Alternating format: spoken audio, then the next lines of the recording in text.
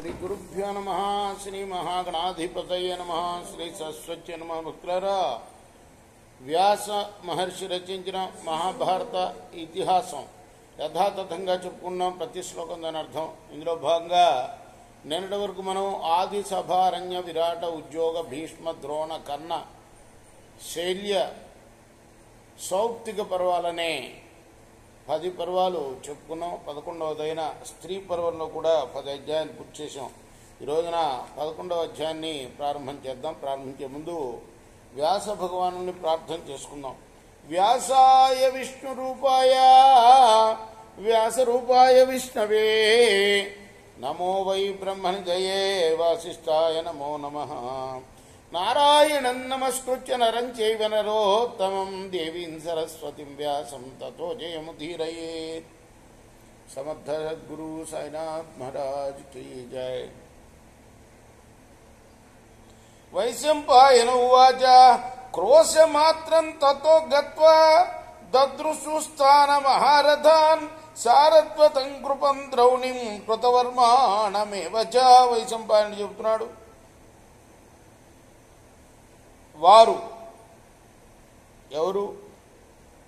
ధృతరాష్ట్రుడు, ఆయన యొక్క సమూహం హస్తిన నుండి క్రోశుడు దూరం, అంటే 2 మైళ్ళ దూరం వెళ్ళి మహారథులైన అక్కడ వాళ్ళు కృపాచార్యుణ్ణి, అశ్వత్థాముని, కృతవర్మని చూశారు. తేతు దృశ్యైవ రాజానం ప్రజ్ఞాచక్షుషమీశ్వరం అశ్రుకంఠా వినిశ్వస్య రుదంతమిదమబ్రువను. ప్రభు అయిన ధృతరాష్ట్ర నరపాలుడిని చూడగానే వాళ్ళు నిట్టూర్చి కన్నీటితో గొంతుడు నిండగా ఏడుస్తూ ఇలా అన్నారు, పుత్రస్తవ మహారాజా కృత్వా కర్మ సుదుష్కరం గతః సానుచరో రాజన్ శక్రలోకము మహీపతే. అయ్యా, నీ కుమారుడు దుష్కరమైన పరాక్రమాన్ని ప్రదర్శించి శక్రలోకం అంటే ఇంద్రలోకానికి వెళ్ళాడయ్యా, స్వర్గలోకానికి. దుర్యోధన బలాన్ముక్త వయమేవ త్రయోరథ సర్వమన్యత్ పరీక్షీణం సైన్యంతే భరతర్షభ. దుర్యోధనుడి యొక్క శానలో మేం 3 మాత్రమే బయటపడ్డాం బతికి. మిగిలిన నీ సైన్యం అంతా కూడా పూర్తిగా నశించింది.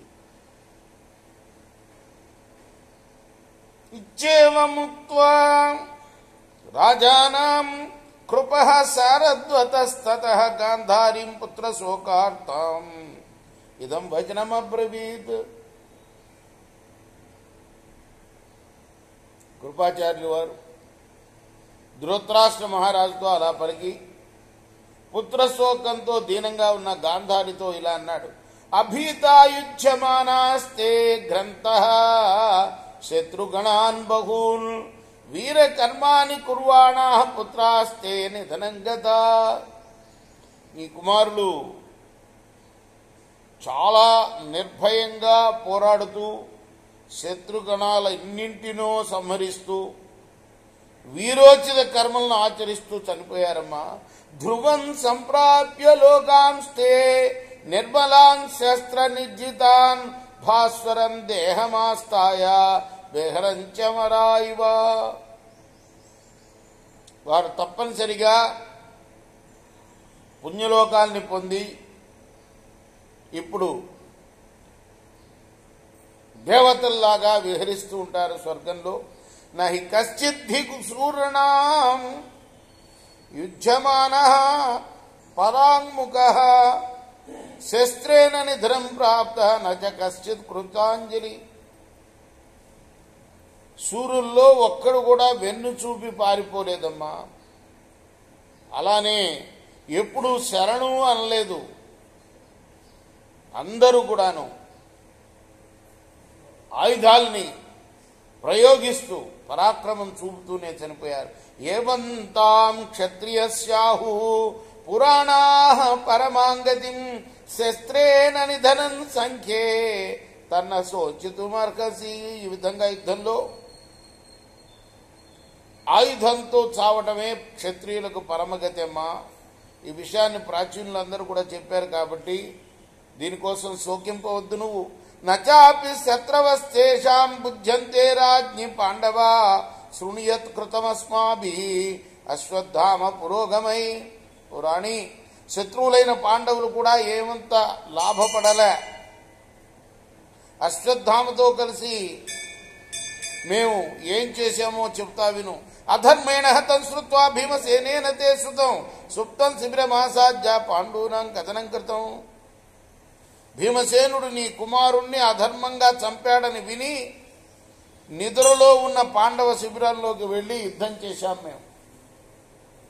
పంచాలా నిహతా సర్వే దృష్టజుమ్న పురోగమా ద్రుపదస్యాత్మజాశ్చైవ ద్రౌపదేయాశ్చ పాతిత. దృష్టజుమ్నుడు మొదలైన పాంచాలురందరినీ కూడాను సంహరించాం. ద్రుపదుని కొడుకుల్ని ద్రౌపది కొడుకుల్ని కూడా చంపేశాం.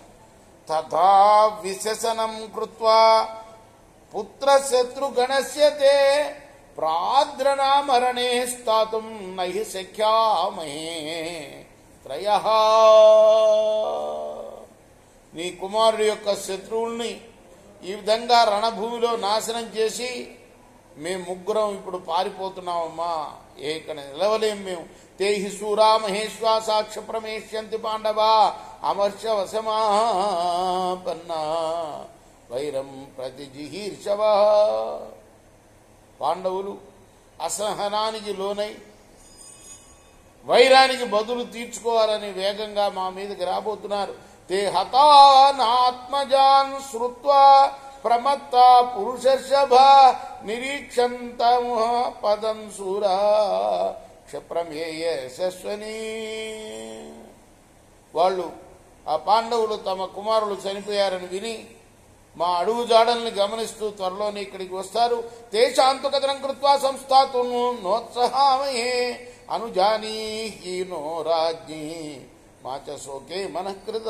వారి పుత్రులతో మిత్రులతో పోరాడి చంపిన మాకు ఇక్కడ ఇప్పుడు నిలబడటానికి ఇష్టం లేదు. మాకు అనుమతి ఇస్తే మేము వెళ్తాం. శోకంపై మనస్సు పెట్టద్దు మీరు. రాజంస్త్వం మనుజానీహి ధైర్యమాతిష్టచోత్తమం దిష్టాంతం పశ్య చాపిత్వం క్షాత్రం ధర్మం చ కేవలం. రాజా అంటే ధృతరాష్ట్రుడి వైపు తిరిగి ఇప్పటిదాకా రాణితోటి చెప్పారు ఈ మాటలు. గాంధారితోటి రాజు వైపు తిరిగి అయ్యా మహాధీరుడుగా నిలబడు, శోకించవద్దు. క్షాత్ర ధర్మాన్ని మాత్రమే దృష్టిలో ఉంచుకొని వారి మృత్యువుని పరికించు నువ్వు.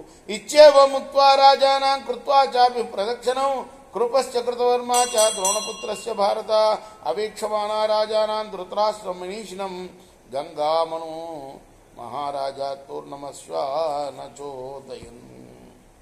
ఓ మహారాజా, కృపుడు కృతవర్మ అశ్వత్థామ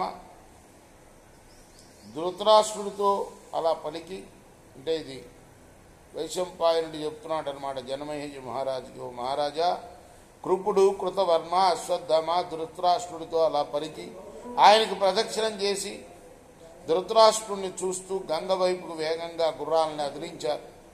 అపక్రమ్యతు తే రాజన్ సర్వ ఏవ మహారథ ఆమంత్యాన్యోన్యముద్విగ్న త్రిధాతే ప్రయయుస్తద. రాజా అప్పుడు ఆ మహారథులందరూ కూడా అక్కడి నుండి తొలగి ఉద్వేగంతో ఒకరి నుండి ఒకరు వీడ్కోలు తీసుకొని ముగ్గురు మూడు దారుల్లో వెళ్ళారు. జగామ హాస్తినపురం కృప శారద్వతస్తదా స్వమేవ రాష్ట్రముహార్దిక్య దౌర్నిర్వ్యాసాశ్రమం యయో. శరద్వత్సుతురైన కృపాచార్యులు వారు హాస్తినపురికి వెళ్ళారు. కృతవర్మ తన దేశానికి వెళ్ళాడు. అశ్వత్థామ వ్యాసాశ్రమానికి వెళ్ళారు. ఏవంతే ప్రయయుర్వీరా వీక్షమాణా పరస్పరం భయార్త పాండుపుత్రాణం ఆగస్కృత్య మహాత్మనాం. మహాత్మైన పాండవుల విషయంలో పాపం చేసి ఆ వీరులు ముగ్గురు కూడా భయార్తులై ఒకరినొకరు చూసుకుంటూ వెళ్ళిపోయారు.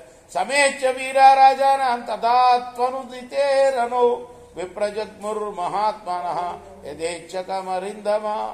ధృతరాష్ట్ర మహారాజును కలిసి మహాత్ములు అరిందములైన ముగ్గురు కూడా సూర్యోదయం కాకముందే తమ గమ్యాలు చేరుకున్నారు. సమాసాధ్యాత వైద్రోణిం పాండుపుత్ర మహారాజా విజయం స్థేరణే రాజన్ విక్రమే. తదనంతరం ఆ తర్వాతనే మహారథులైన పాండుపుత్రులు వ్యాసాశ్రమంలో అశ్వత్థామను సమీపించి పరాక్రమించి యుద్ధంలో అశ్వత్థామను ఓడించారు. ఇది శ్రీ మహాభారతే స్త్రీ పర్వణి జలప్రదానిక పర్వణి కృపద్రౌణి భోజ దర్శనే ఏకాదశోధ్యాయ. ఇది వ్యాసమహర్షి రచించిన మహాభారత ఇతిహాసంలోని స్త్రీ పర్వంలోని 11వ అధ్యాయం. రేపు 12వ అధ్యాయం చెప్పుకున్నాం. కృష్ణార్పణం.